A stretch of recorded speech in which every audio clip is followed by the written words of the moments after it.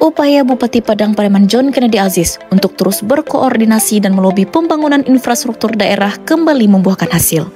Salah satunya terkait rehabilitasi irigasi ladang laweh Lubuk Sikoci di Nagari Sicincin, Kecamatan 2x11 Lingkung yang telah lama rusak.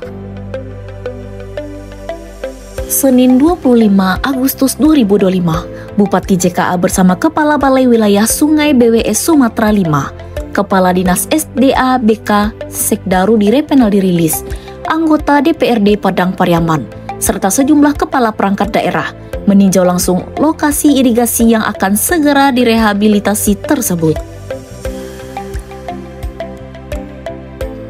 Menurut Bupati, rehabilitasi irigasi ini sangat penting karena ribuan hektar lahan pertanian, termasuk sawah dan tambak perikanan di sekitar Lubuk Pandan hingga kawasan sekitarnya, sangat bergantung pada aliran air dari bendungan tersebut.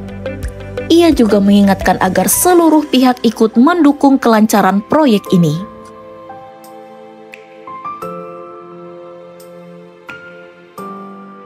Sementara itu, Kepala BWS Sumatera 5 Naryo Widodo menyebutkan bahwa tahun ini telah tersedia anggaran awal sebesar 6 miliar untuk memulai rehabilitasi irigasi ladang laweh Lubuk Sikoci.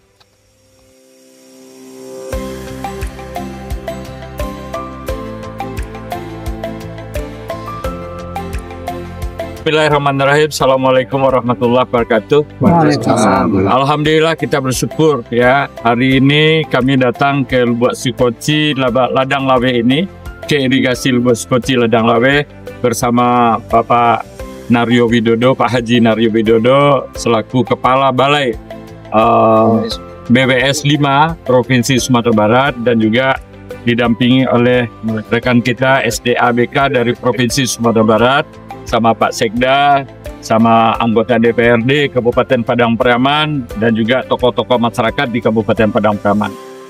Insya Allah mohon doa dan restu dari Dunsana Ambo di Padang Pariaman, ya, terkhusus bagi Dunsana-Dunsana yang memanfaatkan irigasi Lubuk Sikoci ladang laweh Kabupaten Padang Pariaman ini.